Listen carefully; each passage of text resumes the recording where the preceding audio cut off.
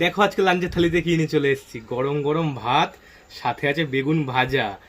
এটা কি আছে? এটা হচ্ছে পালং শাক দিয়ে মটর ডাল দিয়ে করা, ছোলার ডাল। ছোলার ডাল দিয়ে, ডালটা গুলিয়ে যায় আমার। এখানে কি আছে? কি ডাল এটা? এটা মটর ডাল পালং শাক দিয়ে। পালং শাক দিয়ে মটর ডাল। আসলে আকর্ষণ তো হচ্ছে এখানে কালারটা দেখো, এসছে দেখো, চিকেন দেশি ভাবে কষা। তো দেরি না করে শুরু করে দিই, আমার খুব খিদা পেয়ে গেছে। তো ফার্স্টে বেগুন ভাজা আর হচ্ছে পালং শাক। কেমন লাগছে?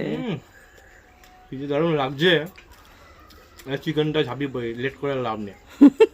চিকেনে কত বড় আলু দেখো, কি গরম। গ্রেভিটা দেখো খালি একবার, আহা।